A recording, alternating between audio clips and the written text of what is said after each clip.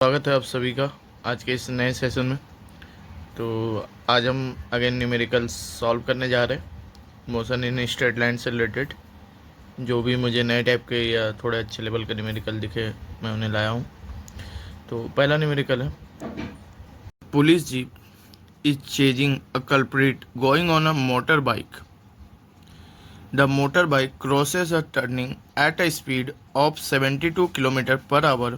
The jeep follows it at a speed of 90 km per hour, crossing the turning 10 seconds later than the bike. Assuming that they travel at constant speeds, how far from the turning will the jeep catch up the bike? Okay, suppose सबसे पहले क्या क्या दिया हुआ है किसी भी question को सॉल्व करने से पहले। स्पीड ऑफ मोटर बाइक दी है अपने को, स्पीड ऑफ जीप भी दी है। तो भी बाइक भीजे बाइक की स्पीड क्या है 72 kilometre per hour. That means 72 into 5/18 20 metre per second. ये बाइक की स्पीड है, ठीक है। देन जीप की स्पीड कितनी है 90 किलोमीटर पर आवर। भी जीप भीजे 90 into 5/18 that means 25 metre per second. Second चीज़ हो गई दी हुई। अब सिचुएशन का डायग्राम बनाना है कि हो क्या रहा है। तो पुलिस जीप है वो बाइक को चेज कर रही है। लाइक ये बाइक है सपोज, मैं ऐसे ही बना रहा हूँ, ठीक है। दिल पे मत लेना कि ऐसी बाइक कब से दिखने लगी, भारी भरकम बाइक है ट्रक जैसी अपनी। ये जीप है, ठीक है, ये जीप है, ये जीप है। हुआ क्या कि थोड़ी देर बाद बाइक ऐसे घूम गई, ठीक है, टर्न ले लिया इसने कहीं से। और जीप भी आई टक टक टक टक यहाँ से मुड़ी, बट 10 सेकेंड लेट मुड़ी जितने पे बाइक मुड़ी थी, ठीक है, जितने भी समय पे। अब क्या पूछ रहा है, पूछ क्या रहा है अपने को, assuming that they travel at constant speed, how far from the turning will the jeep catch up the bike. अच्छा, कह रहा है कि इतने दूर बाद जाकर सपोज बाइक और जीप जो है हम मतलब अगल बगल आ गए, तो ये दूरी बतानी है अपने को कि कितने दूर बाद जो है दोनों एक दूसरे को कैच कर लेंगे। कहाँ से दूरी पूछ रहा, तो पहले से नहीं पूछ रहा, टर्निंग से ही पूछ रहा, क्योंकि अगर पहले किसी पॉइंट से पूछ रहा था तो वहाँ से टर्निंग की भी दूरी दी होती।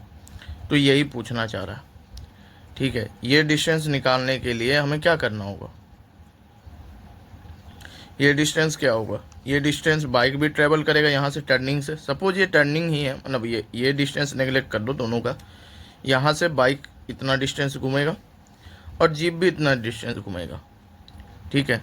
ये डिस्टेंस ही निकालनी है। तो बाइक जो डिस्टेंस घूमेगा वो कैसे निकल सकता है, एक्सेलरेशन है नहीं, कांस्टेंट वेलोसिटी है। तो यू वी मतलब वी बी, सॉरी यहाँ भी लिया हमने, initial velocity of bike into time of bike. और एस जीप क्या है भीजे इनटू टाइम ऑफ जीप, ठीक है। कैपिटल स्मॉल देख लेना अपना। अब ये दोनों क्वांटिटीज, ये जो 3 नंबर और 4 नंबर है, ये दोनों क्वांटिटीज होनी चाहिए बराबर, क्योंकि दोनों ने डिस्टेंस ट्रेवल सेम किया है, ठीक है। तो दोनों बराबर होना चाहिए। तो वी वे इंटू टी बी बराबर V J into T J. तो यहाँ से वेलोसिटी ऑफ बाइक रख देंगे अपन, वेलोसिटी ऑफ बाइक, ठीक है। स्मॉल कैपिटल में थोड़ा मेरे से इधर उधर हो गया। टाइम ऑफ बाइक, अच्छा, equals to V J into time of J कितना है टी बी। जितने भी थे बाइक को जितना भी टाइम मिला था उससे 10 सेकेंड कम, ये 10 सेकेंड बाद गई है ना, तो T B -10। So that means 5 TB बराबर 250 आएगा। एंड ये 50 सेकेंड बाद कैच हो जाएगा। 50 सेकेंड बाद होगा तो एस जे निकाल लो, बी जे इंटू टी जे, 25 इंटू 50। तो कितना हो जाएगा 1250 यही आएगा।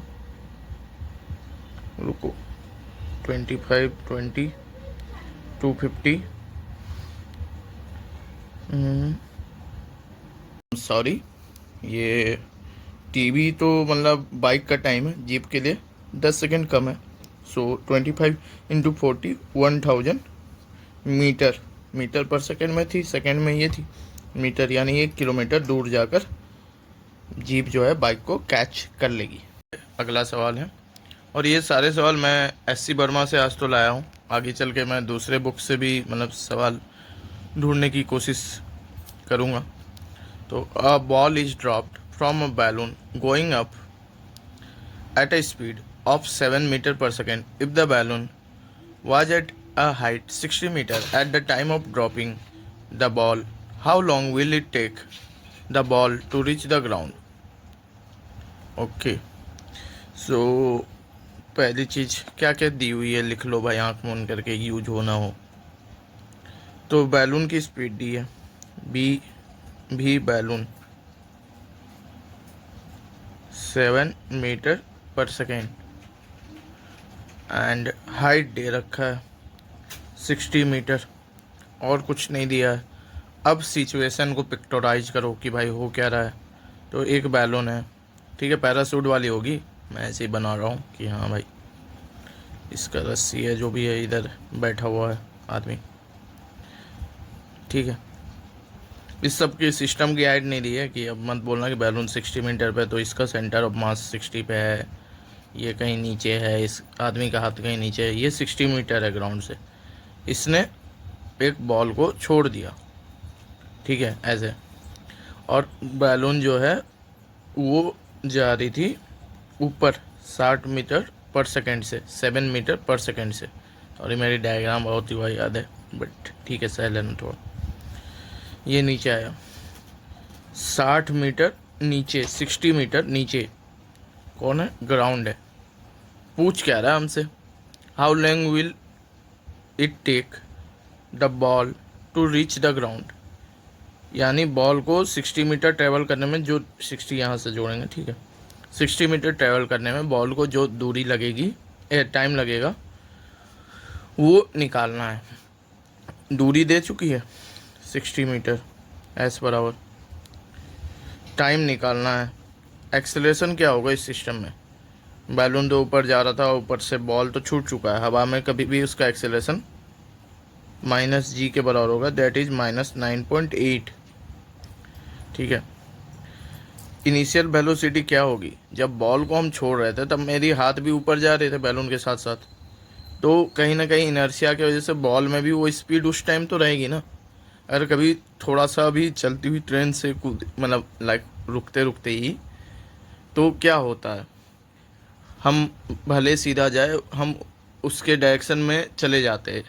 या इनर्शिया ही देख लो ना, इनर्शिया क्या कर रहा था कि जाना चाहता है बॉडी उस तरफ, जाना चाहता क्या, बॉडी में वो वेलोसिटी रहती है, उसको फिर फ्रिक्शन रोकता है। अगर नहीं हो फ्रिक्शन तो हम आगे चले जाएंगे, ऑल्दो बस रुक जाए।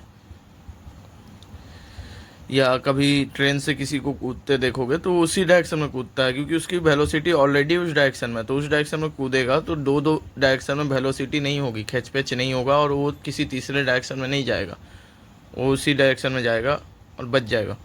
तो ठीक है, ये समझ लेना थोड़ा सा सोच के कि हाँ भाई फेंक रहे, उसी इंस्टेंट पे बात है ना, एकदम इंस्टेंटेनियस, तो इसी की वेलोसिटी होगी उसमें।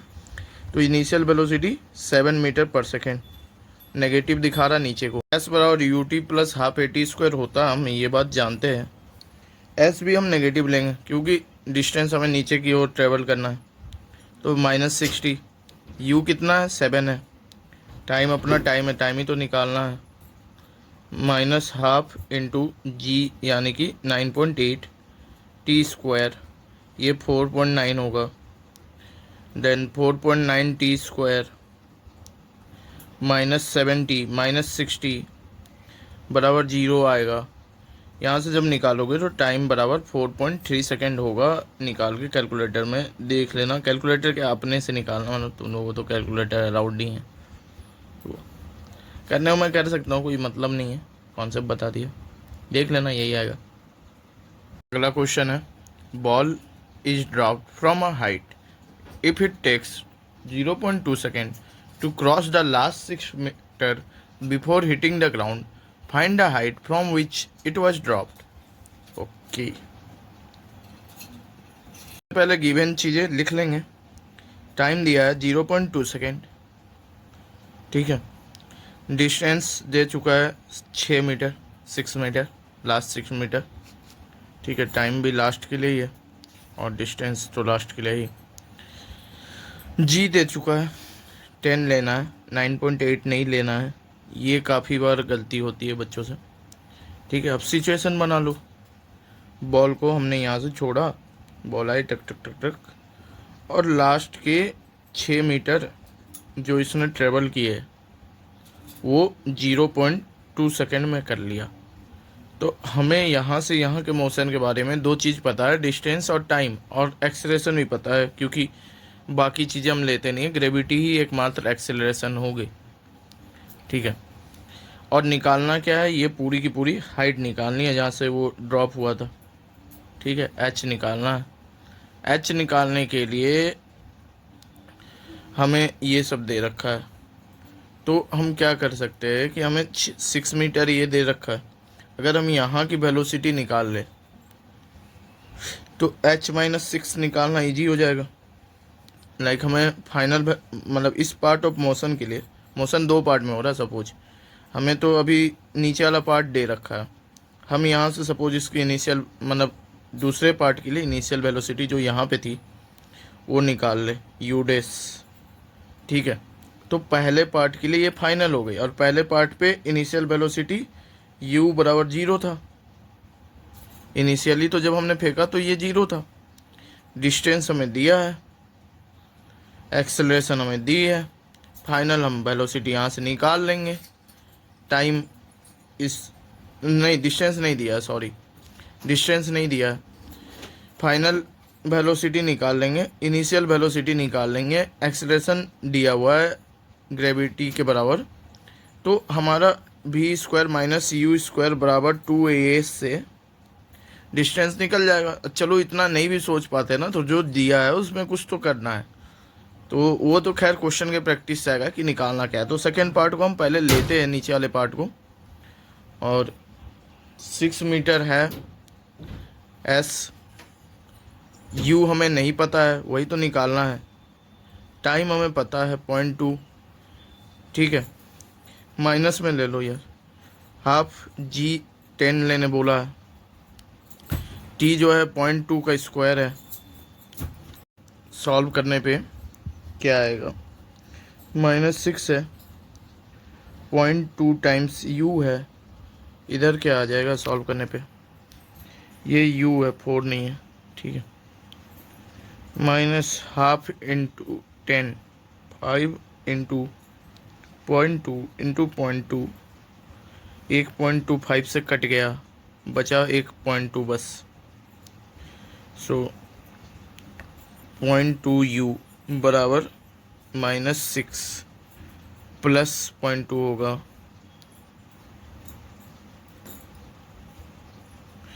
तो ये हो जाएगा -5.8। u बराबर हो जाएगा 29 मीटर पर सेकेंड, माइनस में क्योंकि नीचे आ रहा है, इसको u डेस कह दो, ठीक है, u डेस है। Now first part of motion के लिए क्या होगा, u डेस का स्क्वायर माइनस 0 का स्क्वायर, इनिशियल वेलोसिटी 0 है, बराबर -2 g, मतलब g का माइनस मैंने पहले ही लिख लिया, h-6।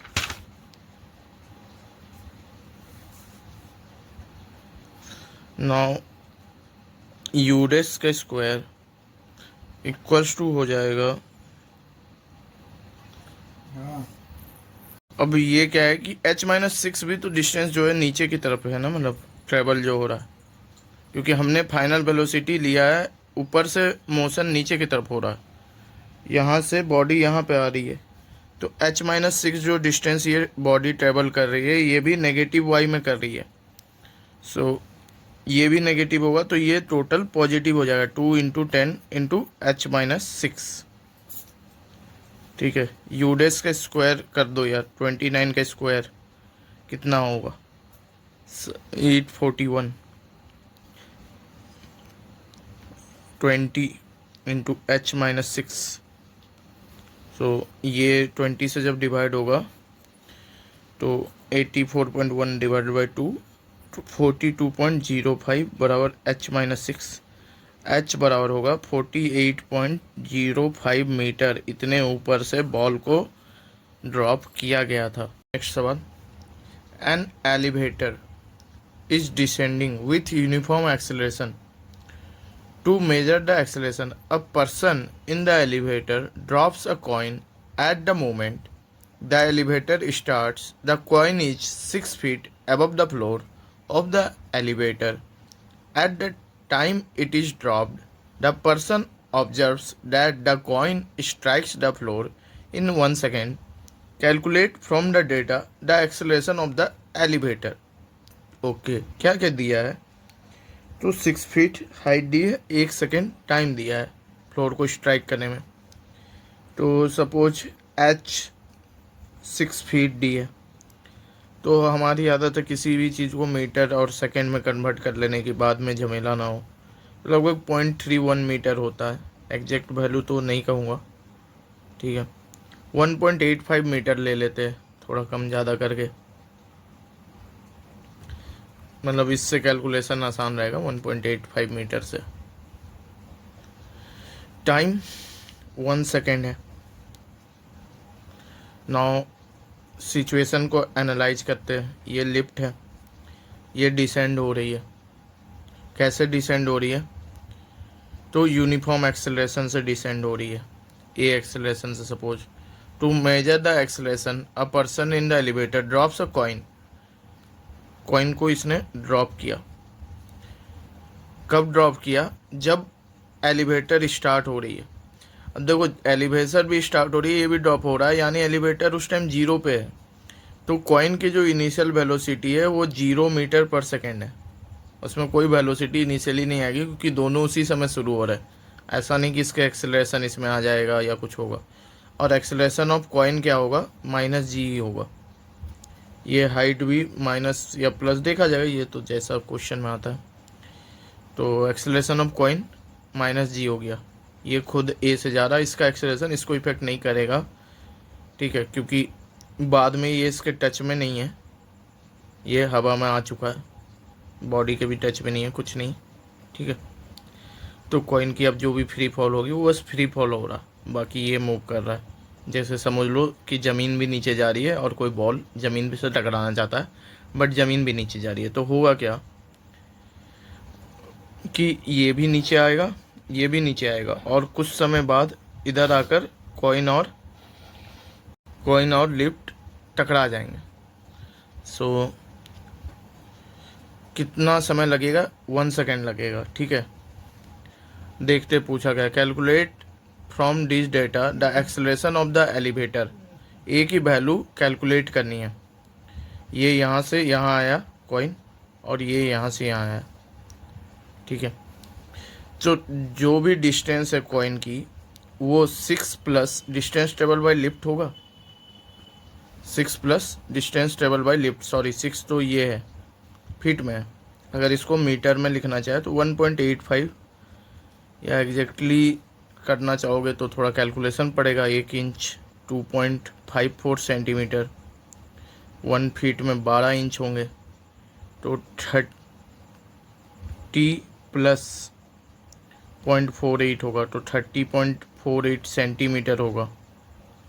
देन 0.3048, काफ़ी लंबा कैलकुलेशन हो जाएगा, सेंटीमीटर से मीटर कन्वर्ट। लगभग ये होगा, थोड़ा बहुत अंतर होगा, आंसर में भी अपने थोड़े बहुत अंतर आ जाएंगे, ठीक है, बट लगभग वही होगा। Calculate from this data the acceleration of the elevator. SL और SC के बीच में रिलेशन दिया है, S coin minus S lift बराबर 1.85। इन दोनों का डिफरेंस निकालते टाइम एक्सेलरेशन आ जाए, ऐसा कुछ। तो डिस्टेंस में एक्सेलरेशन किस फॉर्मूला में होता है? ये वाला U T plus half A T square U T T C. T C time दोनों के लिए सेम ही होगा, 1 सेकेंड बाद आके टकराया है, माइनस हाफ। अच्छा ये माइनस में ले लो, नीचे की तरफ दोनों ट्रेवल कर रहे हैं, या प्लस में लोगे? नहीं, देखो ये यहाँ से यहाँ गया, ये यहाँ से यहाँ गया, ये जो डिस्टेंस दोनों में माइनस करके आया है ये तो पॉजिटिव ही है, ठीक है। नहीं, क्या होगा, कॉइन का डिस्टेंस हम कैसे लेंगे? कॉइन का डिस्टेंस इतना है, लिफ्ट का डिस्टेंस इतना है, दोनों को माइनस करेंगे तो ये डिस्टेंस इधर ही की तरफ आएगा।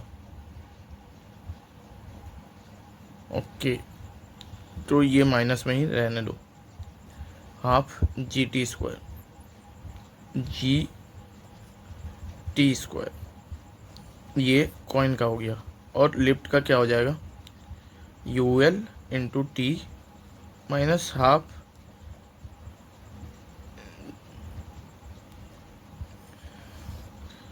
जी प्लस ए। जी तो ऑलरेडी हो रहा है, और प्लस ए कर देंगे, ऐसा क्या? नहीं, क्योंकि ये फ्री फॉल में नहीं है, इसमें रस्सी उस्सी बंधे हैं जो भी है, और नेट एक्सेलरेशन दिया हमें, तो जी प्लस ए नहीं करेंगे हम। Okay, half A T square, और ये माइनस 1.85 होगा, ये जीरो होगा, ये जीरो होगा, क्योंकि लिफ्ट भी इनिशियली जीरो था, और ये भी कॉइन भी इनिशियली जब ड्रॉप हुआ जीरो वेलोसिटी से हुआ। तो ये हो जाएगा minus half G plus half ए इंटू टी स्क्वायर बराबर माइनस 1.85। माइनस को हटा लेते हैं सब तरफ से, तो 1.85 बाई में G by two minus A by two हो जाएगा। टी 1 है, 1 सेकेंड बाद वो टकरा गया था, तो ये लगभग 3.7 जी माइनस ए। सो जी माइनस ए बराबर 3.7, ए बराबर जी माइनस 3.7, लगभग 6.1 मीटर पर सेकेंड स्क्वायर आया। थोड़ा बहुत चेंजेज हो सकते हैं, क्योंकि हमने फीट को जब मीटर में कन्वर्ट किया था तो हमने एक्सप्रॉक्स ली थी चीज़ें। ये नेक्स्ट सवाल है, आज का आखिरी सवाल एससी वर्मा से। Two friends A and B are standing at a distance X apart. Next सवाल एससी वर्मा से, आज का आखिरी सवाल। Two friends A and B are standing at a distance, at छोड़ दिया, at a distance X metre apart in an open field and wind is blowing from A to B. A beats a drum and B hears the sound T1 second after he sees the event. A and B interchange their position and the experiment is repeated. The time B hears the drum sound T2 time after he sees the event. Calculate the velocity of sound in still air, जिसको हम भी से denote कर रहे हैं, velocity of wind U, ये calculate करना है। Neglect the time light takes in travelling between friends. तो इसमें कोई भी न्यूमेरिकल वैल्यू नहीं दे रखी है, वेरिएबल्स के टर्म में 3-4 चीज़ें दे रखी है, तो वो डायग्राम के साथ ही अगर हम लिखें तो ज़्यादा बेटर होगा मेरे हिसाब से। तो डायग्राम बनाते हैं। सपोज ये एक ढोलक है, ठीक है, ड्रम, ढोलक, ढोलक और दो मतलब थोड़ा तबला टाइप का भी हो सकता। तो दो दोस्त है ए और बी, ए ड्रम बजा रहा, ठीक है। सपोज ए ने ड्रम पे स्ट्राइक किया, इधर से किया है ना, बी को, क्योंकि मेरे को इधर दिखाना है। अब यहाँ से क्या हुआ कि साउंड जनरेट हुआ, टक टक टक टक टक, ये साउंड पहुँचा बी के पास। यहाँ पे था बी, ये ए था, ये ड्रम बजा रहा है, बी के पास साउंड पहुँच रहा है, ठीक है। क्या दिया है? T1 सेकेंड के बाद पहुँचा। ओके, T बराबर है T1, या सीधा T1 ही लिख दो यार, इतना क्या तामझाम करना। समझना है बस सिचुएशन को, ठीक है। T1 सेकेंड के बाद पहुंचा, विंड कहाँ से कहाँ ब्लो कर रही है, ए से बी की तरफ ब्लो कर रही है, और वेलोसिटी ऑफ विंड क्या दे रखा है अपने को, u दे रखा है, ये u हो गया। Velocity of sound in still air, sound की वेलोसिटी v है, ठीक है। तो साउंड क्या है कि साउंड तो मतलब एयर के कंप्रेशन से मूव करता है, तो ये पार्टिकल इसको हिट कर रहा है, ये पार्टिकल इसको हिट कर रहा है, लेकिन साथ साथ हवा भी इस पार्टिकल को ढकेल रहा है। तो अब उस पार्टिकल की टोटल स्पीड कितनी हो जाएगी, v प्लस यू हो जाएगी। टोटल स्पीड पार्टिकल की, टोटल स्पीड या नेट स्पीड, ठीक है। तो T1 बराबर क्या हो जाएगा, अगर कोई भी डिस्टेंस है, डिस्टेंस की वैल्यू हमें शायद दे रखी थी ऊपर, हाँ, डिस्टेंस x अपार्ट, तो T1 हो जाएगा x by v plus U, equation number 1। Now ये पोजीशन इंटरचेंज होती है, क्या दिया है सेकेंड पार्ट में, A and B interchange their positions and the experiment is repeated. The time B hears the drum T2 time after he sees the event, ठीक है। Suppose interchange हो गया, B इधर खड़ा है, A नहीं इधर से ड्रम बजाया, ठीक है। इस बार ड्रम थोड़ा मैंने कैजुअली बना दिया। तो टाइम इस बार पूछ रहा है कि क्या होगा। अब विंड की डायरेक्शन यही होगी, ठीक है। विंड की वेलोसिटी कितनी है, विंड की वेलोसिटी u है, और साउंड जो है वो इधर की तरफ ट्रेवल कर रहा होगा, तो net speed v minus you हो जाएगी। तो T2 क्या हो जाएगा, x by v minus you. Now हमसे पूछा क्या है, हमसे पूछा है v और u को कैलकुलेट कीजिए, ठीक है। अब किसके टर्म में कैलकुलेट कीजिए, किसी की तो वैल्यू दी नहीं है, तो हम x और t के टर्म में कैलकुलेट करेंगे v और u को, ठीक है। तो उसके लिए हम लिख सकते हैं v प्लस यू बराबर x by T1, v minus you बराबर x बाई T2। इसको ऐड ऑन करेंगे दोनों को, तो 2v बराबर x कॉमन हो जाएगा 1/T1 प्लस 1/T2, और v बराबर x बाई 2 हो जाएगा। इसी तरह से सिमिलर फैशन में हम u निकाल लेंगे, ठीक है। क्वेश्चन है सिंपल सा, बट एक तो इतनी बड़ी लैंग्वेज, उस पर से एक चीज़ मैंने अभी भी नहीं बताई, neglect the time light tracks in travelling between the friends, क्योंकि उस हर जगह कह रहा है कि जब उसने देखा उसके बाद इतना टाइम लगा, तो देखने का भी अपना टाइम होगा। लाइक कोई इवेंट होता है तो थोड़ा सा लैग होता है जब हमें दिखता है, सूरज की रोशनी आने में जैसे 8 मिनट लेती है, वैसे ही अगर मुझे कोई चीज़ दिख रहा होते हुए तो मेरे दिमाग ने यहाँ देखा, फिर मुझे मतलब वो स्पीड ऑफ लाइट मेरे रेटिना तक पहुँची वो होने के बाद, तो अब जाकर मैंने एक्सपीरियंस किया। तो स्पीड ऑफ लाइट वहाँ इफेक्टिव है, बट वो बहुत नेग्लेजिबल टाइम होता है, इतना कॉम्प्लेक्स करना ही नहीं था लैंग्वेज को। और दूसरा चीज़ है कि कुछ दिया नहीं होता है तो बच्चे आधे में छोड़ना चाहते हैं, ठीक है। डायग्राम बनाते नहीं है तो उनको कुछ समझ नहीं आ रहा होता है। लाइक ये क्वेश्चन मैंने इसलिए कराया क्योंकि ये मेरे बुक में मार्क था, जब मैं प्रिपरेशन करता हूँ तो मुझे नहीं समझ में आया था, हो सकता मैं ही कह रहा हूँ, खैर। तो ये बात है। अब अगर u निकालना है तो इसमें से माइनस कर दो, ठीक है। माइनस कर देंगे तो कितना हो जाएगा, u बराबर x by T1 minus half of x, फिर ऊपर में है 1/T1 प्लस 1/T2, सो ये हो जाएगा x by 2T1 minus x by 2T2, x by 2 common ले लो, 1/T1 माइनस 1/T2, ये वैल्यू u की आ जाएगी, ठीक है। That's all for today. मिलते हैं नेक्स्ट सेशन में कुछ और शानदार न्यूमेरिकल्स के साथ।